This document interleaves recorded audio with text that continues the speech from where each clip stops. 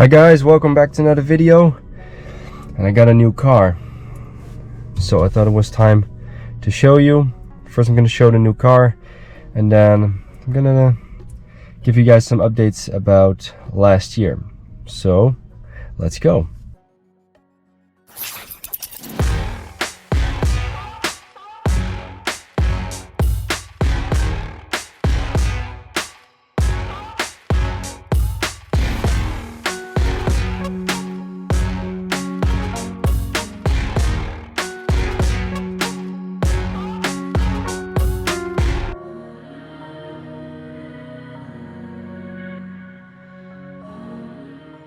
So guys, what do you think? Mark 7.5 GTE. Now, it does look a lot like my old car, as some of you might see, but that's actually a good thing. I mean, that means that I was pretty happy with my Golf, and I was actually. There was not a lot of reason for it to go. It was a very good car. It still worked very well. So why did I trade it in? Well, this was actually just a very good deal. This car has only 24,000 kilometers. Yeah, you get that right. So it's basically brand new. And I also think that this GTE has just some very nice upgrades when compared to the first generation GTE. First thing is, you can really see those headlights and the new bumper. It's actually basically taken off the GTI with the very nice LED headlights. Also the honeycomb grille, which is with the the first generation GTE had like these lines, same as with the TSI, and also the front bumper, which is also honeycomb right now. Very nice, basically the same as the GTI. Also, this is a keyless go model, so that was a very nice upgrade for me. My car did not have that, so you just put your hand in and it opens, and you put your thumb on top of it and it closes. Also has the sunroof, something my previous car did have. So if you have that on one of your cars, you actually want all of your cars to have it. So that's very nice. Also the upgraded taillights that you just saw. So the interior here is basically the same. I just put this in to keep the cloth part protected. So this is actually a German car, because the Mark 7.5 was never delivered here in the Netherlands. So this is a German car, very low mileage, like I said, 24,000 kilometers, but with a service history. So very nice spec model. Also dark gray with a tint of blue in it. I think it looks really lovely, really a timeless design. And yeah, I would say let's just go inside, because it also has a very nice it's a very nicely spec'd car. A lot more options than I previously had. So here we are in the car.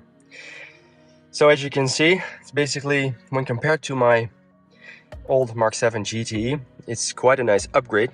It has these leather seats, leather interior with Alcantara. I actually never knew that Alcantara was shipped in the Golf, so that is very nice. It also has leather in the doors, and yeah, well, the steering wheel is always leather, so very nice. I really love these seats. Also some sort of honeycomb in there, and also the 9.2 inch Discover Pro screen, very nice.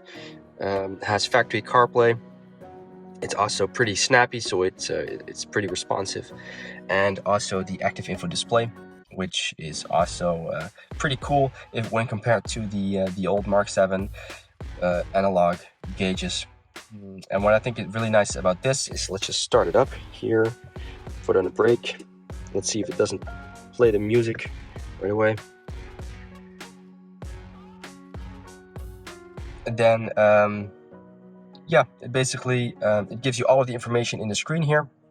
And also, if you're on electric mode, it would just give this sort of E gauge. And if you are in let's just put it into, if you put it in GTE, yeah, it turns to an RPM gauge. I think that is very nice. So because it's a screen, obviously you can just put on there what you want for every occasion. So let's just put it back into E, and then it just goes back to electric drive.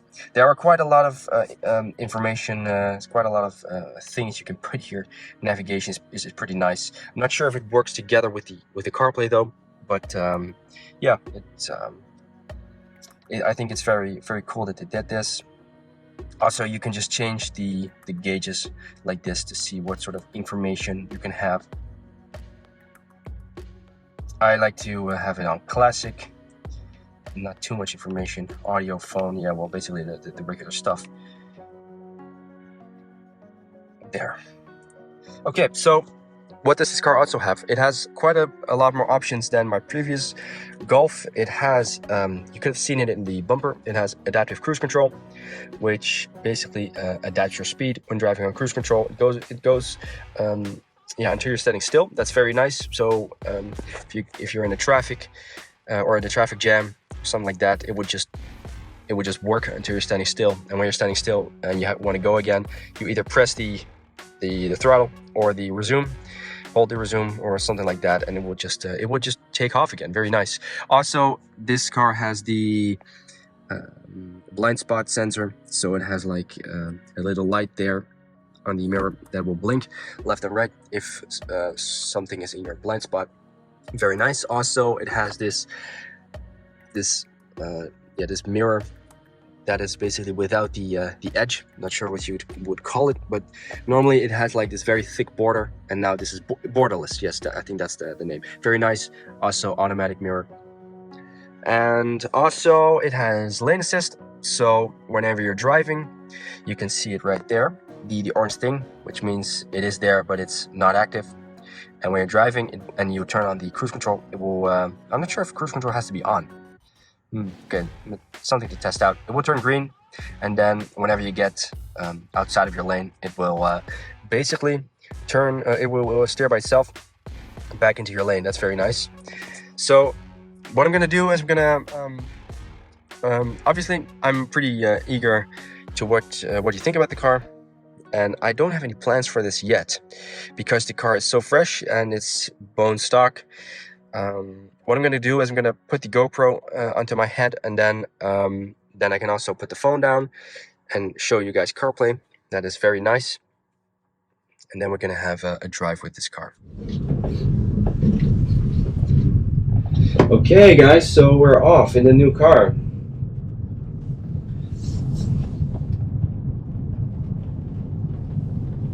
So what I immediately noticed when driving this new car with the lower mileage is how much smoother it is. Basically, my car, when I sold it, it had a bit more than 100,000 kilometers, and this one has like a quarter of that. So that is a pretty big difference. Also, my car was lowered, as you might know. This one is not. So obviously, yes, this will be a bit smoother. Also, it has I think this is a 17-inch wheel.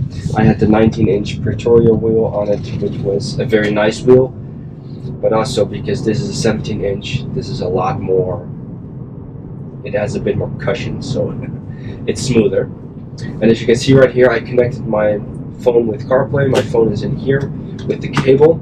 It has to be wired. And yeah, it just looks so nice. Also, it's pretty quick. It does everything very well. I'm not going to listen to music to avoid any strikes. But yeah, it basically drives the same as my old GTE, and I really loved that car. And that also yeah, shifts me basically to the second point of this video, which is an update of what happened with my my Mark 7 GTE, because I've been getting a lot of questions about, hey, do you have an update on the car? Yes, and I do owe you an apology for that, because it has been quite a rough year, a very busy year basically. So what does that mean? In this year I have become a father, so my wife and I have received the blessing of a son, a very sweet boy.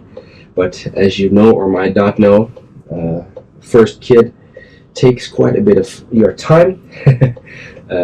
We do it with all the love and pleasure, but it does take your time. So it's a priority. Also, I said my wife, we got married last year, so that is very nice. Also, I moved to a new home, so that took a lot of our time. And also, I left my job, not for YouTube, as you probably would have guessed, but I started my own company. So that also takes a lot of time, especially if you just are at a point where you need money, and we all need money. So I had to make sure that there was an income. So I started a company, my own company. So then some of you out there may have their own company. Then you know what it takes to start to build something from zero. And it takes a lot of time. So that was also a priority for me, because there just had to there had to be an income. That really had the priority. So it was a very busy year. It was also a very fun year. I've done a lot of nice things. A lot of nice things happened. But there was no time for YouTube. There was just no space for it anymore at that time. I cannot promise you guys that I will be back into YouTube for full time. I'm not sure. Also because of family, work, private, whatever. But for now, I can just give you a heads up about what happened with my GTE, my previous car, after we had done the turbo swap. Well, I can give you a conclusion about that. The turbo swap was a nightmare, basically. It had cost me a lot of money and a lot of headache, and the car was at the tuner for a long time. It was about 10 months or so, and it has cost me a lot of money. There were 4 turbos that were basically blown. There were 2 TTE turbos and 2 much boost turbos. I wanted to wait with an update on that, basically because I had a warranty case running. But now I think it's the time that we can, we're past that. TTE was good to me. They were professional. The turbos were not up to the task. Maybe we asked too much, but we saw the competition that was running more power with a smaller turbo, approximately 400 horsepower on their GTE, with a smaller turbo. So we thought that the TTE, which was bigger, could do the same. Well, that was not the case. It was blown basically 2 times, and then we sent it back. We thought, like, okay, this is not going to do it, and they sent me back money and a new stock turbo. So in that case, they were professional to me, and they solved the matter. The second one was much boost. They had a turbo that was a bit smaller, but with the story they told me, it could run more boost. So we tried to do that. And it did not go well. Basically, when we bolted on the turbo, we let it idle for a pretty long time. You know that the turbo gets a lubrication and everything. We even changed the oil lines, so there was no dirt or anything in there. Also, there was no dirt. The oil was clean and everything.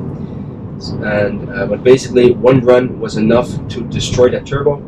Then we shipped that back to much boost, and then it took a long time, 2 to 3 months, before we got a new one. We had to wait on parts, everything, and we got the new turbo back. It was looking very good, but also one run and it was blown. It really was a shitty matter, basically. So after that, we were 10 months further than where I was when I left the car. So I was at a point like, okay, I can chase this high power, but I'm a bit done with it. 10 months is a long time without a car. I had the fortune of being able to lend a car. You maybe seen that in the older video about the Jaguar I-Pace. It was a great car, but I just wanted my car back. So I said to Remy from Tuning Service Huizen, they were very helpful to me, and a lot of reason of why it took so long is basically because we had to wait for parts, and that took months basically.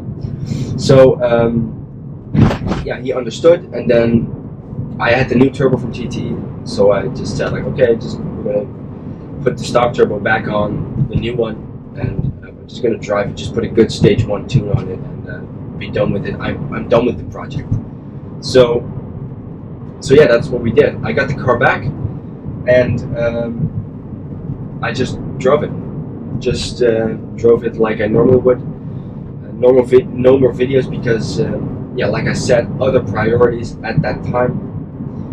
And that's basically the story of my GTE. And it drove perfectly well. It did everything perfectly well. The stock turbo was doing good. It drove well. The transmission was good. Now, some of you might probably ask, like, okay, hey, did the car hold that power, that 380 or 400 horsepower for the short time that it did? Did it hold that power? Yes, it did. The transmission was behaving good. The engine was doing good. There was no weird stuff. The ignition was good. The fueling was good. Ooh, that was a very fucking big pothole. And everything just held together well. The whole hardware side of things was doing good. So I told some people that I was going for a Mark 7.5 GTE. That's not because my Golf was having issues or anything. It was not. It was behaving perfectly well, no issues. But I just came across this spec. Mark 7.5 GTE, dark gray, 24,000 kilometers. Basically all of the options that you could want. Then some people might think, like, why didn't you go for a Mark 8? That is honestly because I don't like the Mark 8.